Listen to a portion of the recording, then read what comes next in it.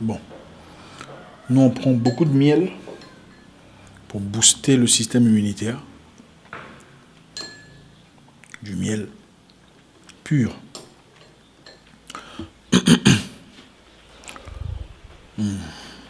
On a besoin de vivre. Moi, il me faut faire 11 enfants. 11. Toute une équipe de football. Comme ça, quand tu rentres à la maison, les enfants te courent après. Papa, papa. Certains te tirent la jambe. Papa, papa. 11 enfants. Non, je ne vais pas foutre ma vie en l'air dans ces histoires. Alors, quand vous marchez dans les rues et que vous rencontrez un serpent, pourquoi vous voulez en faire un poussin? Vous marchez dans les rues de votre ville, vous sortez de votre maison, vous rencontrez un serpent venimeux, clairement pas une couleuvre, un serpent inoffensif. Vous prenez le serpent pour l'emmener à la maison pour en faire un poussin. En fait, il y a des gens qui me font rire. Vous trouvez que le serpent est tellement beau. Oh, quel beau serpent. Oh, regarde les couleurs, c'est mignon. Vous l'emmenez chez vous à la maison. Vous voulez en faire un chat. Vous l'entretenez, vous le nourrissez, sachant que c'est un serpent venimeux. Et ensuite, vous vous étonnez quand le serpent mord. Quand le serpent reprend son instinct naturel, sauvage, prédateur.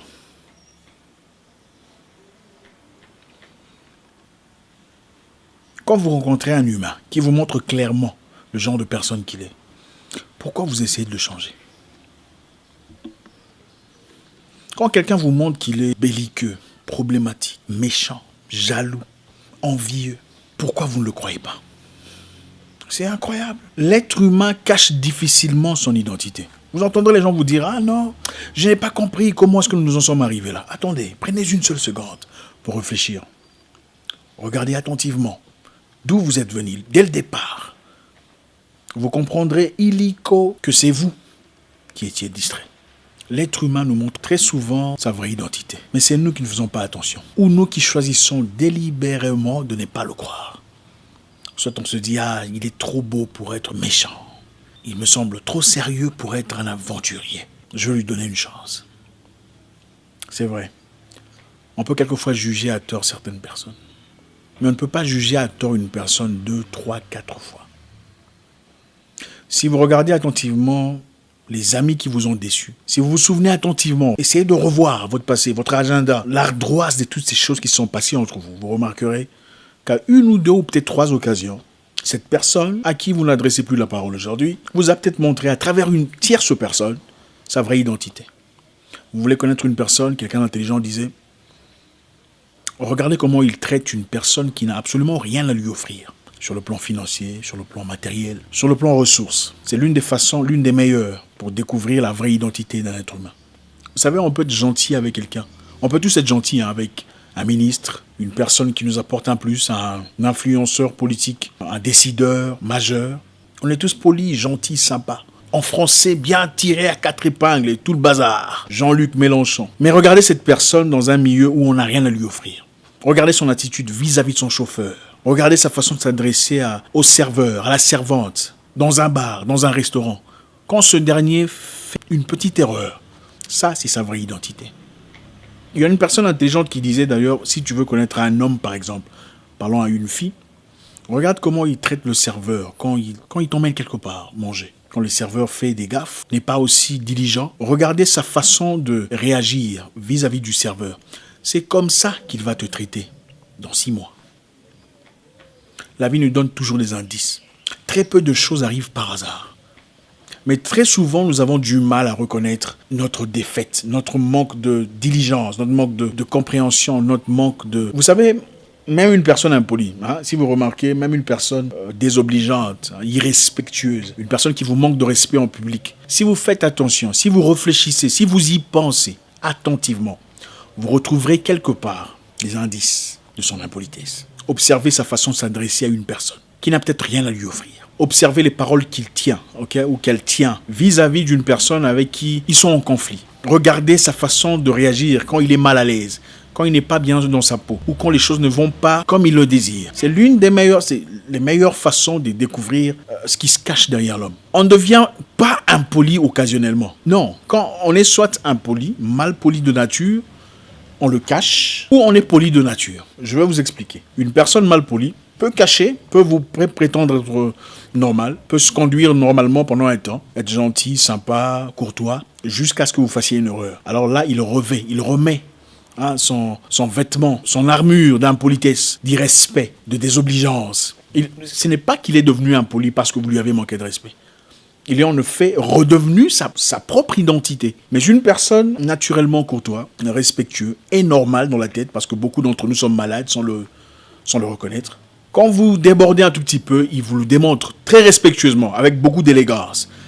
Il vous ramène à votre place, il vous recadre avec beaucoup d'aisance. Emploie les mots qu'il faut pour vous faire voir que vous avez dérapé, sans nécessairement employer des paroles insultantes.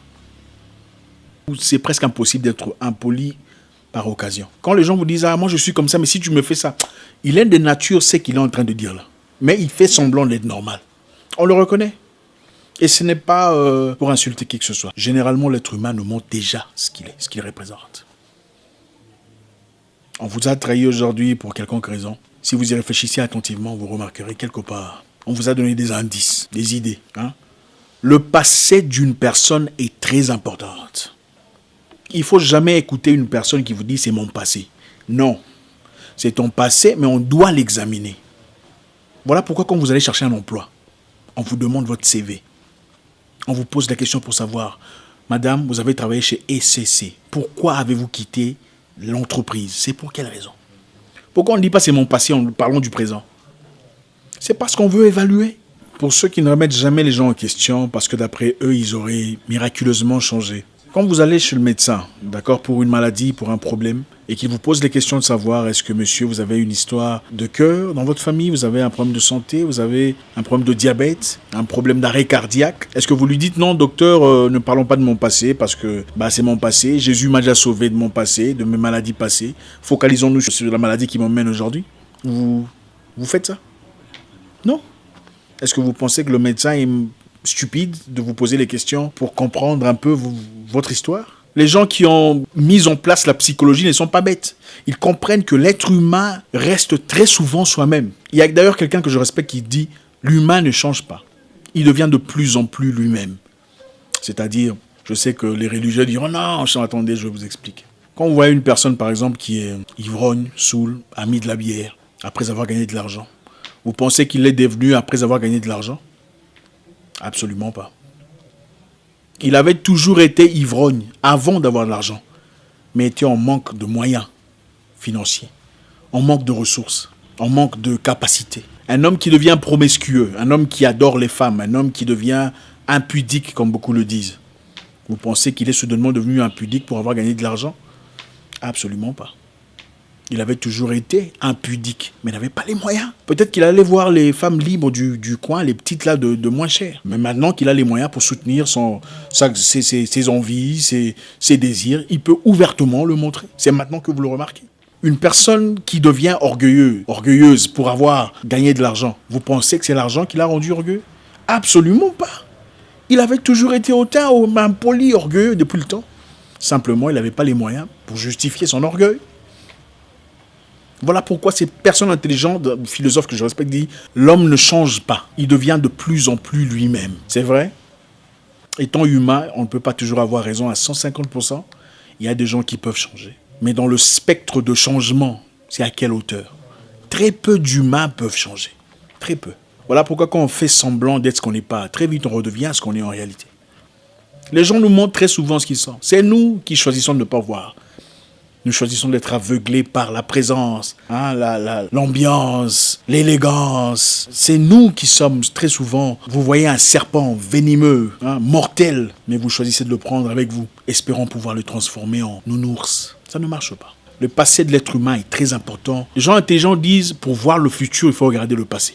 Ils ne sont pas bêtes. Ils ne sont pas bêtes. L'être humain peut fournir beaucoup d'efforts pour changer, pour devenir quelqu'un de différent. Mais quand quelqu'un vous montre sa vraie identité, n'essayez pas de la changer. Quand une personne vous dit qui elle est, pourquoi vous ne la croyez pas? Pourquoi vous voulez l'habiller en moine, transformer ce qu'il vous représente? Non, il est comme ça parce que. Qui vous a dit qu'il est comme ça parce que? Ça, c'est votre justification pour essayer de ne pas tuer votre petit paradis, votre petit nuage. Regardez les gens tels qu'ils sont, pas tels que vous souhaiterez qu'ils soient. Les gens souvent présentent une image contraire à ce qu'ils sont. Mais si vous grattez un tout petit peu, parlez avec une personne d'une entreprise, pendant que vous négociez un contrat avec un potentiel partenaire, il se fâche brutalement, farouchement, pour un petit désaccord sur les clauses du contrat.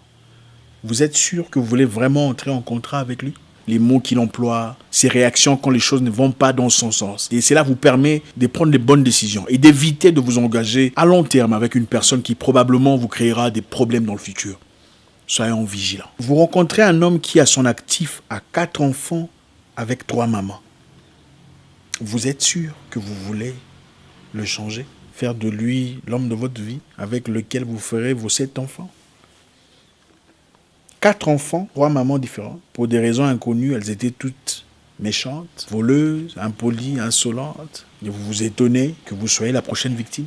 Après que vous ayez pensé que vous étiez la reine de Saba. Pourquoi on veut changer les gens de ce qu'ils sont? Vous avez devant vous une femme ou un homme qui indique des méchancetés sur sa propre famille, avec laquelle il n'est plus en communication. Ou ses ex-amis. C'est toujours celle-là. Menteuse, voleuse, l'autre là, elle se prend pour qui? Elle n'est pas ce qu'elle représente. L'autre là-bas, d'ailleurs, son père n'a pas autant d'argent qu'elle. Elles sont experts dans la vie des gens. Elles savent qui a fait quoi, qu'est-ce qui s'est passé, combien d'argent ils ont en banque, ils ont dépensé combien aujourd'hui, quel est le relevé bancaire de la semaine passée. Ils savent tout sur tous les gens, sur tout le monde. Mais sont curieusement très agréables avec vous. Vous êtes étonné que plus tard, vous soyez la prochaine victime. Vous pensez que parce qu'une personne impolie vous respecte, c'est-à-dire que vous êtes immunisé à son impolitesse. Mais ça, c'est la plus grande farce qu'on puisse avoir de soi-même. Une personne mal polie ne vous respecte pas parce qu'elle a peur de vous. Elle vous respecte seulement parce que vous ne lui avez encore pas donné l'occasion de vous manquer de respect. Vous n'êtes pas immunisé. Vous pouvez prendre un chihuahua et le faire manger 52 kilos de viande. Il ne deviendra jamais un berger allemand, ni un rottweiler. Ça restera chihuahua. Vous pouvez prendre un âne et le voiler, le décorer comme vous voulez. Ça ne deviendra jamais un étalon, un cheval. Impossible. Il y a malheureusement des tics, des instincts qui ne partent jamais. Vous avez aussi déjà vu certainement dans un cirque un lion dompté depuis beaucoup d'années, depuis son enfance, qui après attaque son maître et le tue. Pourquoi? Il y a des choses qu'on n'oublie pas. Vous pouvez prendre Davido et le demander d'aller chanter à l'église. Davido qui chante très bien. Chanter Alléluia, gloire au Seigneur et tout le bazar. Il changera peut-être sa façon de percevoir le monde, sa façon de vivre. Mais vous pensez qu'il perdrait sa voix? Non. Le monsieur a une histoire confirmée de détournement, de vol, de corruption, dans une entreprise, dans un parti politique ou dans un bureau. Pourquoi vous l'engagez espérant qu'il soit transformé? Oui, c'est vrai, il mérite une nouvelle chance. Comme tout le monde d'ailleurs. Mais êtes-vous prêt à en payer les conséquences? Si vous l'êtes, génial.